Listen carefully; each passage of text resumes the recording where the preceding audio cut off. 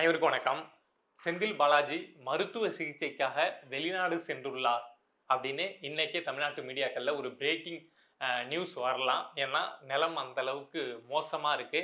மனுஷன் எப்படியாவது தப்பிச்சா போதும் அப்படிங்கிற ஒரு நிலைமையில நிக்கிறாரு. இந்த செந்தில் பாலாஜி வெளிநாடு ஓடுறதுக்கு முன்னாடி தமிழக வெற்றி கழகம் அவரை கைது பண்ணுவாங்களா மாட்டாங்களா அப்படிங்கிறது தான் இப்போ எனக்கும் சரி உங்களுக்கும் சரி இருக்கக்கூடிய கேள்வி. ஸோ நேத்திலிருந்து இந்த செந்தில் பாலாஜி விஷயத்துல என்ன நடந்துட்டு இருக்கு, மனுஷன் எங்க போனாரு அப்படிங்கிறத பத்தி தான் நம்ம இந்த வீடியோல ஒரு டிஸ்கஸ் பண்ண போறோம். ஃபர்ஸ்ட் விஷயம், நேற்று காலையில 10:30 மணிக்கு செந்தில் பாலாஜி ட்ரிபிளிகன் போலீஸ் ஸ்டேஷன்ல கையெழுத்து போடணுங்க. போடல. இந்த தாவேக்கா எம்எல்ஏக்களை பேரம் பேசின வழக்கு இருக்குல்ல, அந்த வழக்குல 10:30 மணிக்கு கையெழுத்து போடணும், போடல. சரி, காலையில வரல, ஏதோ மிஸ் பண்ணிட்டாரு, முன்னாள் அமைச்சர், முக்கிய அமைச்சர், ஸோ ஏதோ வேலையா இருந்தாரு அப்படின்னு விட்டா சாயங்காலம் 5:30 மணிக்கு போடணும். 5:30 மணிக்கு போடல. இதுல என்ன ஒரு விஷயம் அப்படின்னா, எப்பொழுதும் அண்ணனும் தம்பி அப்படியே சோடி புறா மாதிரியே திரிவாங்க. 2 பேரும் ஜோடியா தான் இது வரைக்கும் 4 நாளா ட்ரிபிளிகன் போலீஸ் ஸ்டேஷன்ல கையெழுத்து போட்டு இருந்தாங்க. நேத்தி அண்ணன் மட்டும்தான் வரல. தம்பி அசோக்குமார் டான்னு 10:30 மணிக்கு காலையில கையெழுத்து போட்டுருக்காரு. சாயங்காலம் 5:30 மணிக்கு டான்னு கையெழுத்து போட்டுருக்காரு. காலையில அசோக்குமார் போனப்போ காவல்துறை ஒன்றும் கேட்கல. சரி, செந்தில் பாலாஜி வரல, இவர்கிட்ட என்ன கேட்கறதுன்னு விட்டுருக்காங்க. பட் சாயங்காலம் 5:30 மணிக்கு வந்தப்போ கையெழுத்து போட்டு உட்காருங்க தம்பின்னு உட்கார வச்சிட்டாங்க. ஏங்க உங்க அண்ணன் வரல, 2 பேரும் தானே கையெழுத்து போடணும் வழக்குல, ஏன் வரல அப்படின்னு விசாரணை நடத்த ஆரம்பிச்சிருக்காங்க. கிட்டத்தட்ட ஒரு 1 மணி நேரம் அசோக்குமார்ட்ட விசாரணை போயிருக்கு. ஸோ அதுக்கு அசோக்குமார் என்ன சொல்லியிருக்காரு அப்படின்னா, அண்ணனுக்கு உடம்பு சரியில்லை, அண்ணனுக்கு மருத்துவ ட்ரீட்மெண்ட் தேவைப்பட்டது, அதனால நேற்று காலையிலே கிளம்பி அண்ணன் ஏதோ மருத்துவமனைக்கு போறேன் அப்படின்னு சொல்லிட்டு போயிட்டாங்க அப்படின்னு சொல்லி அசோக்குமார் சொல்லியிருக்காரு. சரிங்க, காலையில மருத்துவமனைக்கு போனா காலையில கையெழுத்து போடல, சாயங்காலம் போட்டிருக்கணுமே, சாயங்காலம் ஏன் போடல அப்படின்னு அசோக்குமார்ட்ட கேட்டப்போ அசோக்குமார் என்ன சொல்லியிருக்காருன்னா, மருத்துவ சிகிச்சைக்கு போறேன் அப்படின்னு போனாரு, ஆனா திரும்ப பார்த்தா அவர் ஹோட்டலுக்கு வரவே இல்லை. ஸ்டார் ஹோட்டல்ல தங்கி தானே 2 பேரும் கையெழுத்து போட்டு இருந்தாங்க.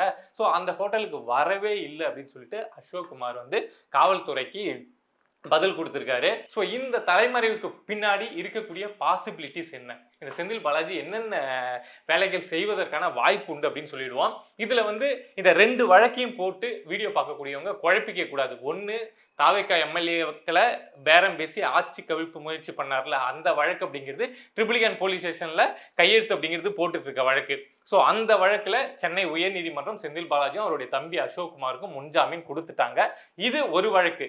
இப்போ 2 நாளா செந்தில் பாலாஜி போட்டு குடைஞ்சிட்டு இருக்க வழக்கு அப்படிங்கிறது டாஸ்மார்க் முறைகேடு வழக்கு.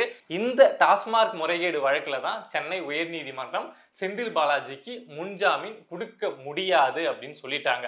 ஸோ இப்போ செந்தில் பாலாஜியோடைய தரப்புக்கு இருக்கக்கூடிய ஒரு ஆப்ஷன் என்ன அப்படின்னா, உச்சநீதிமன்றம் போகணும். உச்சநீதிமன்றம் போறாங்க அப்படின்னா அங்க போயிட்டு சில பாயிண்ட்ஸ் எடுத்து வைக்கணும். சென்னை உயர்நீதிமன்றம் இந்த காரணத்தால தான் கொடுக்க மாட்டேன்னு சொன்னாங்க, ஸோ நீங்க கொடுங்க, முன்ஜாமீன் இந்த வழக்குல கொடுங்க அப்படின்னு சொல்லிட்டு அங்க போகணும். ஸோ அத மாதிரியான ஏதாவது வேலிடான பாயிண்ட்ஸ் இருக்கா, இவங்க பக்கம் ஏதாவது நியாயம் இருக்கா, செந்தில் பாலாஜி தரப்பு பக்கம்னா எதுவுமே கிடையாது. ஸோ இங்க சென்னை உயர்நீதிமன்றம் சொன்ன அதே பாயிண்ட் அங்க எடுத்துட்டு போய் உச்சநீதிமன்றத்திலையும் இவங்க ஜாமீன் கேட்டாங்க அப்படின்னா உச்சநீதிமன்றம் மூஞ்சிலே தூக்கி போட்டு உனக்கு முன்ஜாமீன் கிடையாது அப்படின்னு சொல்லிடுவாங்க. ஸோ அதுக்கு வேல்யூ ஆடடா ஏதாவது ஒரு விஷயங்களை செய்யணும்ல.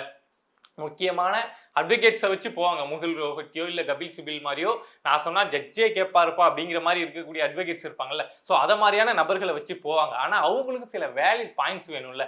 ஸோ அந்த வேலிட் பாயிண்ட்ஸ் தான் செந்தில் பாலாஜிக்கு உடல்நிலை சரியில்லைன்னு சொல்லிட்டா நீதிமன்றமே இருந்தாலும் சரி, வேற வழியே இல்லை, பொய் சொல்றான்னு தெரியும், அவனுக்கு உடம்பு நல்லா தான் இருக்கு, ஆனா அவன் தெரிஞ்ச ஹாஸ்பிட்டல்ல அவங்க மருத்துவமனையிலேருந்து இதை மாதிரி ரிப்போர்ட் வாங்கிட்டு வந்திருக்கான் அப்படின்னு நீதிமன்றத்துக்கே தெரிஞ்சாலும் சரி, இப்போ வேற வழியே இல்லை அப்படின்னு சொல்லி ஜாமீன் அப்படிங்கிறத கொடுத்துருவாங்க. ஏன் அப்படின்னா, ஒருவேளை கொடுக்காம விட்டு உண்மையால அந்த ஆளுக்கு ஏதாவது பயத்துல ஏதாவது ஆயிடுச்சு அப்படின்னா நீதிமன்றத்துக்கும் ஒரு கெட்ட பேர், அவ பேரா போயிடும், நீதிமன்றமும் சேர்ந்து பழி வாங்குது அப்படிங்கிற பேச்சுலாம் வந்துடும். அப்படிங்கிறதுனால நீதிமன்றம் கடைசியா சரி போனா போகுது அப்படின்னு ஜாமீன் அப்படிங்கிறத கொடுத்துருவாங்க.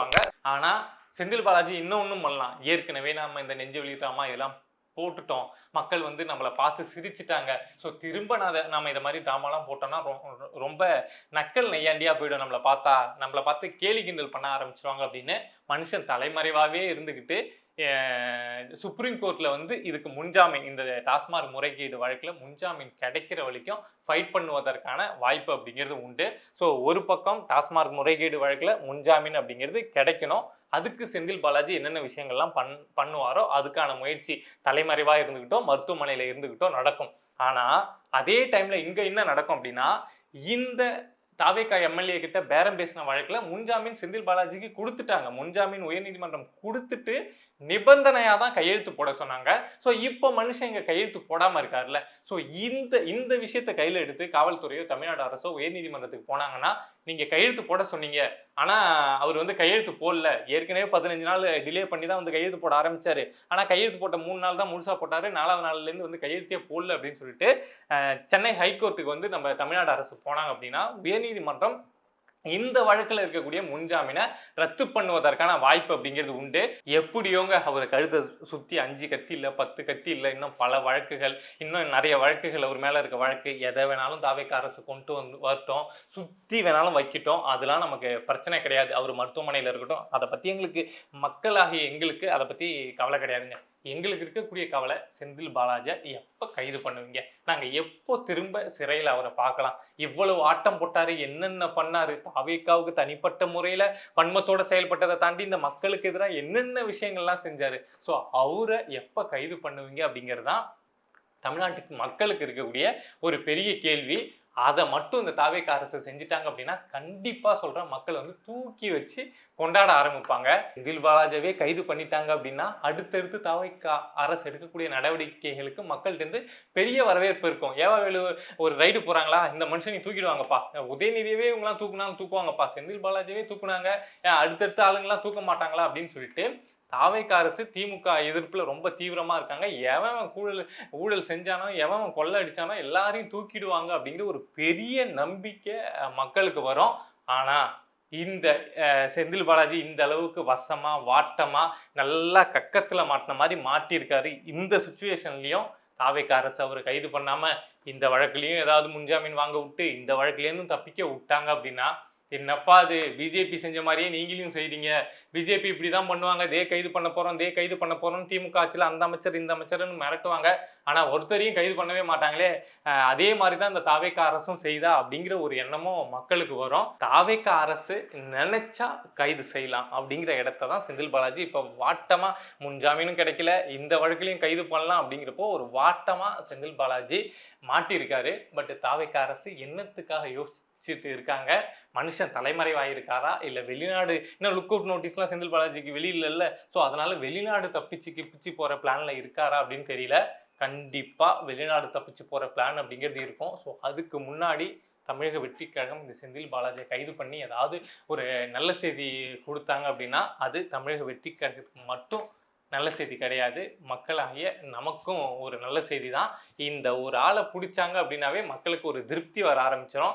அடுத்து வந்து இந்த டாஸ்மார்க் முறைகேடு வழக்கில் இன்னும் உதயநிதி இருக்காரு, ரத்தீஷ் இருக்காரு, ஸோ அவங்களெல்லாம் தோண்டி எடுப்பாங்க போல அப்படிங்கிற ஒரு பெரிய நம்பிக்கை வரும். ஸோ அடுத்தடுத்து நம்ம ஏவாவேலு, நம்ம மா சுப்பிரமணியம், நம்ம சேகர் பாபு, நம்ம அனிதா ராதாகிருஷ்ணன் பல படலமே இதுல மாட்ட வேண்டியது இருக்கு. ஸோ அவங்க மேலேயும் நடவடிக்கை எடுப்பாங்க அப்படிங்கிற ஒரு உற்சாகம் நம்ம மக்கள் மனசுல வரும். தாவேகா அரசு என்ன பண்றாங்க, செந்தில் பாலாஜியை வெளிநாடு தப்பிச்சு போக விடுறாங்களா, இல்லை கைது பண்ணி கக்கத்தில் அடக்குறாங்களா அப்படின்னு பொறுத்திருந்து பார்ப்போம். தொடர்ந்து பேசுவோம். இதை மாதிரி நம்மளை சுற்றி நடக்கக்கூடிய விஷயங்களை நீங்கள் தெரிஞ்சுக்கணும் அப்படின்னு நினச்சிங்கன்னா மறக்காமல் பிரபா டாக்ஸ் சேனலை சப்ஸ்கிரைப் பண்ணி சப்போர்ட் பண்ணுங்கள். நன்றி.